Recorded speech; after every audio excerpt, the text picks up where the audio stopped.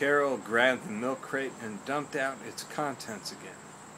After opening up the apartment, I joined her on the porch and watched her as she ran her fingers along the clapboards between the doors. While making small talk about other good lunch places in the area, Mona's, the Middle Eastern place, the Cuban place over by the highway, Carol found a few spots on the wall that she thought could use a little more sanding.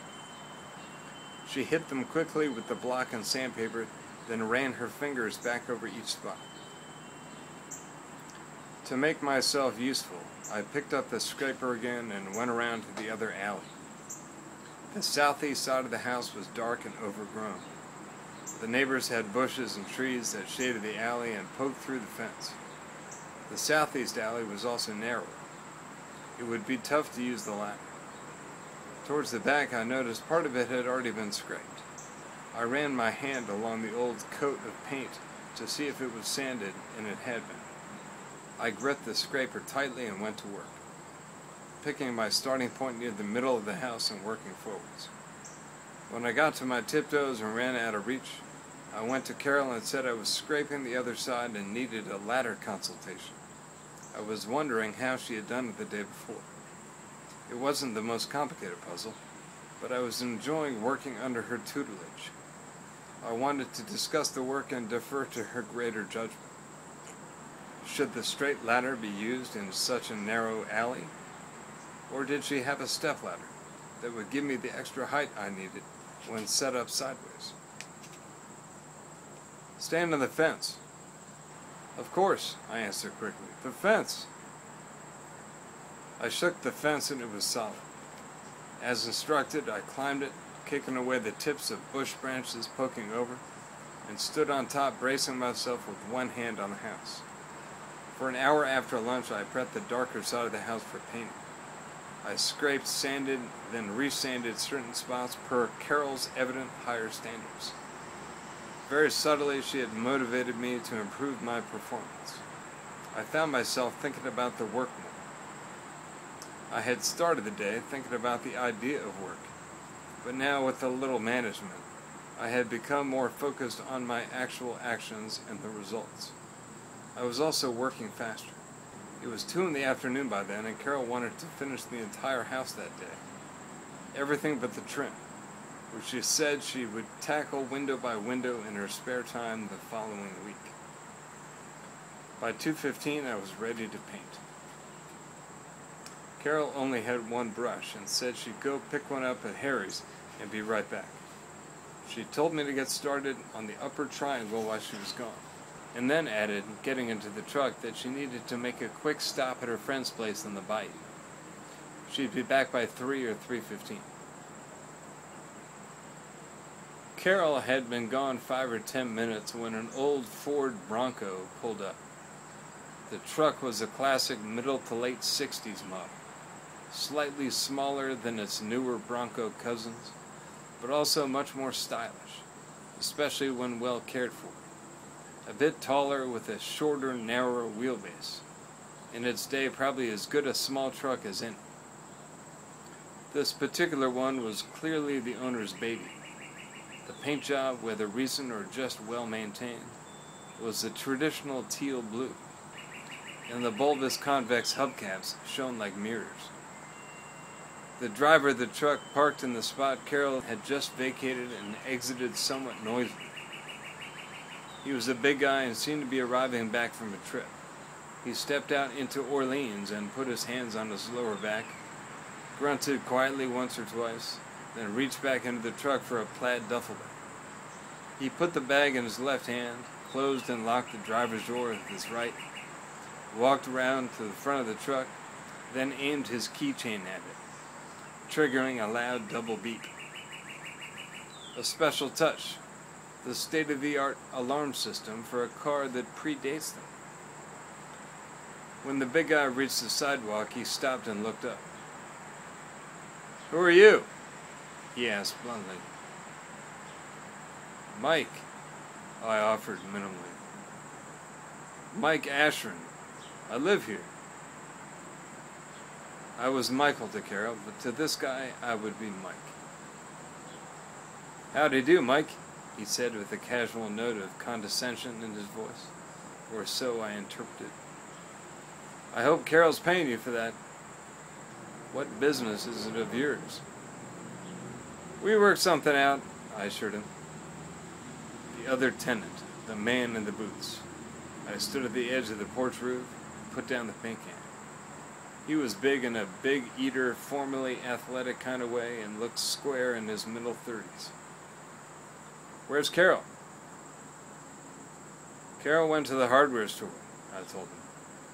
By the way, what's your name? He stepped forward and paused out of view. His voice was muffled. Tony. He threw his duffel bag on the porch and backed up a few steps, so he wouldn't strain his neck looking up at the triangle too sharply. He put his hand to his forehead as a visor and inspected the house's upper half. What color'd she pick? He asked. I guess you haven't seen the back. That's right, I haven't seen the back. Instead of saying periwinkle, which seemed pointless, I dipped the brush in the can, wiped the excess paint off, and showed it to him. I stepped to the clapboards behind me and painted a small, cobaltish swath. I watched the paint soak in for a second, admiring my silent movie demonstration, then turned back around. Blue, I said decidedly to Tony, as though I was discovering the choice of color for the first time myself. Wise asses beget wise asses. It's more of a periwinkle, I'd say, Tony countered with. Then he looked around, not at anything in particular, but more as though sniffing the air. Hey, when Carol comes back, tell her to come inside and see me. Can you do that, partner? I didn't like the partner comment much, but I agreed nevertheless. When Carol returned at 3:15, I started to tell her that my fellow renter had returned, but she ignored it with a quick wave and a question. How late can you work, Michael? She asked, seeming a bit preoccupied. The plan, as I understood it, was to work until sundown. I told you I'd work the whole day. Great, that's great. I really think we can finish all the clapboard if we work quickly. Why not? I asked to show some game. Exactly. Just keep doing what you're doing up there. I'll start the other side. Come and join me when you're done. She started toward the alley, then stopped out of sight. You know, it really wouldn't kill me not to climb this fence back here. I heard the faint comment, then told her I'd be down to help in a pinch. I also then forgot about Tony and Tony's request, absently figuring that Carol knew his truck and therefore, if it meant anything to her, understood his whereabouts. Tony had to be a long-term tenant. He purported to know some of Carol's landlady habits and treated me, his new neighbor, with enough sarcastic shrift to indicate he was pretty settled in his situation. I was a foreigner, and maybe not the first. Maybe others had come and gone before me. Come to think of it, maybe Tony was a problematic pain in the ass, and I was just beginning to find this out. I painted quickly but made a mess. A little blue paint on the roof and too much on the brush. Keeping the upper part of the bristles paint-free was impossible, but I made progress. I painted the lower quadrant of the triangle first, then climbed down the ladder to fetch the milk crate for the small upper section. By 4, the triangle was done.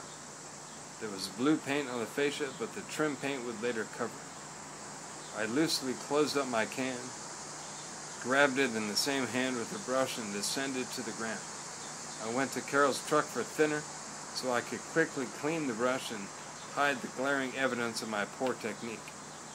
I had the thinner in a coffee can on the sidewalk in the sun when Carol called over. Hey, what are you doing there? Ah, you caught me. I was about to clean off my brush so you wouldn't see the mess I made. Oh, don't worry about it. If you clean the brush now, you'll only thin the paint. Right, I agreed with her. So what's next then? Should I start on the lower porch or come help you? Carol looked up to her right toward the top of the next door neighbor's small oak tree, which was swaying a bit in a light breeze. She walked out to the sidewalk, glanced at the sky for a moment, then turned to face the house. She looked tired. Feeling a bit dumb about the thinner, I returned it to the truck with the coffee can. Carol looked at the house closely and didn't seem happy. Maybe not happy about the paint on the fascia, maybe about the brush too. I stepped away from the back of the truck and picked it up again. Carol looked at her watch, then decided unconvincingly that we could probably still finish. If you'll take over on the side, I'll get started on the lower front here, she said. Whichever one of us finishes first will join the other. If we keep pushing, we'll get this thing done by dinner time. I'll come and do the trim next week. What do we have? I asked to show appreciation for the time at hand. 2.5 hours? Yeah, the sun sets around 7.